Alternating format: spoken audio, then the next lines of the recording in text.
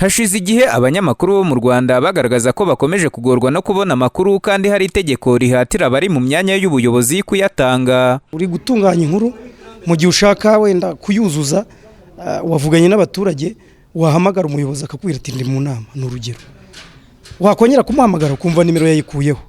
Wakohereza n'ubutumwa bugufi ntagusubize. Usanga nk'umuyobozi w'umudugudu w'akagari se cyangwa w'umurenge avuga ati niba hari n'ibibazo bihari mujye muza mubimbwire, kuki mujya kubwira abanyamakuru nibo muregera, n'urukiko muba mugiye kuregera.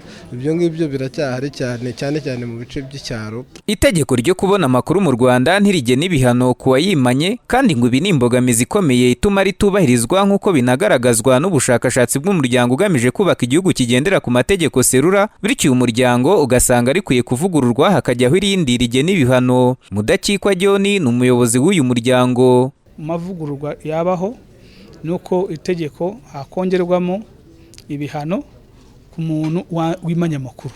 Babonye ko hari abantu bagaragaza ko abantu bashinzwe gutanga amakuru hari igihe bayimana kandi bakayimana mu by'ukuri nta mpamvu batanze.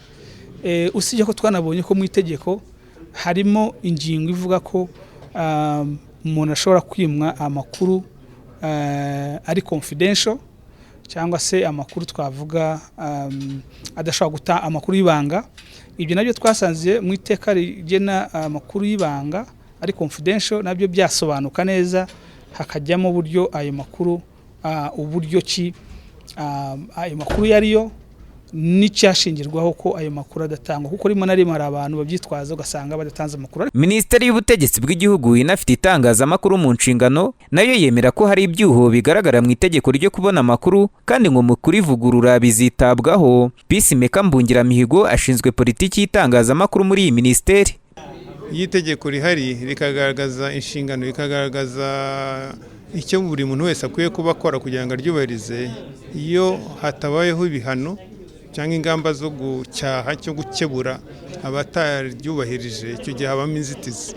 Imwe mu myanzuro rero yagarutsweho nuko ubushakashatsi bwakozwe buzafasha kuvugurura yaba politiki igenga itangazamakuru, yaba amategeko yari asanzwe ariho, yaba imikoranire y'inzego, yaba guhora duhugura ndetse tukanakora n'ubukangurambaga kugira ngo abantu bumve neza itegeko icyo riteganya. Itegeko ryo kubona amakuru rya 2013 rivuga ko buri muntu wese afite uburenganzira bwo kubona amakuru afitwe n'urwego rwa leta na zimwe mu nzego z'abikorera. Icyakora hari amakuru atemerewe gutangazwa iyo ashobora guhungabanya umutekano w'igihugu, kubangamira iyubahirizwa ry'amategeko cyangwa ubutabera, gutera ukwivanga mu buzima bwite bw'umuntu bitari mu nyungu rusange, kubangamira ukurindwa kw'amabanga y'ubucuruzi cyangwa ubundi burenganzira bw'umutungo mu by'ubwenge kwemewe n'amategeko, no kubangamira mu ikurikiranwa n'ubutabera k'ubuyobozi bw'urwego rwa leta cyangwa igihe riteganyijwe.